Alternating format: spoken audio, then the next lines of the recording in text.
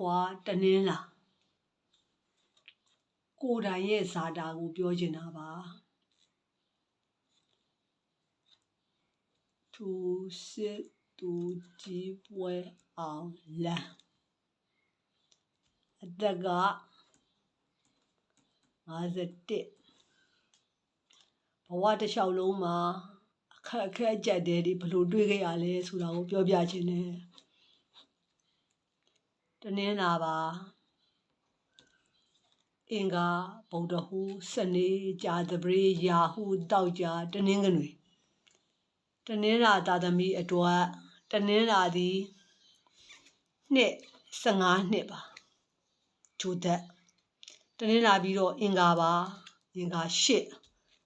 အင်္ဂါပြီးတော့ဗုဒ္ဓဟူးပါဗုဒ္ဓဟူး18နှစ်ပါပြီးတော့ဗုဒ္ဓဟူးပြီးတော့စနေပါ10နှစ်ပါဒါကိုပဲပြောချင်ပါတယ်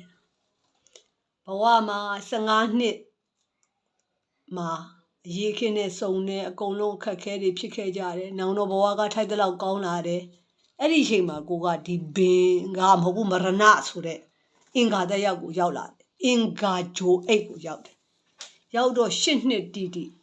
2002ခုနှစ်မှာဒုက္ခပေါင်းတသိန်းနဲ့ကြုံခဲ့ရပါတယ်။ခက်ခဲပေါင်းအစုံပါလိန်ချင်းခံရလဲရည်စားနဲ့ပြတ်တယ်မိဘတွေရောသူ့ဘက်တွေရောအနှောက်အယှက်တွေမျိုးစုံဝင်လို့ဆုံးခဲ့ရပါတယ်ဘဝမှာအဲ့ဒီကနေဘဝကိုပြန်ထားခဲ့ပါတယ်ဗုဒ္ဓဟူးဂျိုသက်ဗုဒ္ဓဟူးဂျိုအိတ်18နှစ်ကောင်းခဲ့ပါတယ်ပညာရေးတွေလည်းကောင်းခဲ့တယ်ပြည်ပမှာလည်းပညာသင်ခွင့်ရတယ်အဲ့ဒီကနေပြီးတော့ပြန်ရောက်ခဲ့တယ်ဘာကြောင့်လဲဆိုတော့အဓိပတိဆိုတဲ့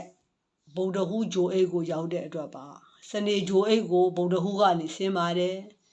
သားတယောက်ရတယ်အသက်40ကနေ50အတွင်းတနင်္လာရဲ့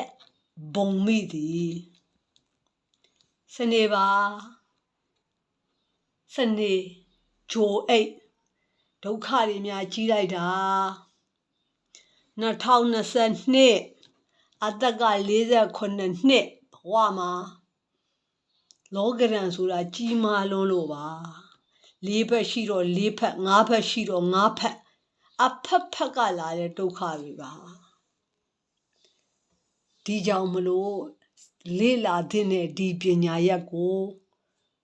မျှဝေတာပါမျှဝေပေးခြင်းသာဖြစ်ပါတယ်ဒီလိုမျိုးမျှဝေခြင်းဟာပရဟိတဖြစ်ရရင်လေအများကြီးကုသိုလ်ရတယ်လို့ပဲရည်ရွယ်ပါတယ်အခုလဲ50ပြည့်ပါပြီသို့တော့ဘုံမိစနေကလွတ်မြောက်ဖို့ရာလိုအပ်နေပါသေးတယ်ခုတည်းထိလဲအခက်အခဲတွေကအဆုံးပါပဲမိသားစုရေးမိဖအရေးအိမ်ထောင်ရေးကတော့အကြောင်းမျိုးမျိုးကြောင့်မကွဲပေမဲ့လဲကွဲနေကြရပါပြီသားတယောက်ပဲရှိပါတယ်ဒီသားအတွက်ပဲအရာရာကိုဖြည့်ဆွမ်းရင်းတဲ့ဘဝကိုဆက်လျှောက်ဖို့ရည်ရွယ်ပါတယ်ထို့ကြောင့်မလို့ပြောချင်တာကတော့တုံညာကျွင်းတိုက်ဖွာတနင်္လာတို့ရဲ့ကံကြမ္မာဇာတာပါ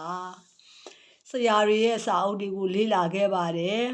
ဆရာဒလမင်းကောင်အထူးအားဖြင့်ဆရာဒလမင်းကောင်ရဲ့စာအုပ်တွေကိုများစွာဖတ်ဖြစ်ခဲ့တယ်မိခင်ကကျမရဲ့မိခင်ကနေပြီးတော့တဲ့မိခင်ဒီတရားဖြစ်အောင်ပြနိုင်တယ်ဆိုတိတ်ကိုမှန်ခဲ့ပါတယ်ဆက်ပြီးတော့လဲတင်ပြပါမယ်ထပ်ပြီးတော့ရှိနေသေးတဲ့အခက်အခဲတွေအခုတော့ဒီလောက်နဲ့ပဲကျေးဇူးတင်ပါတယ်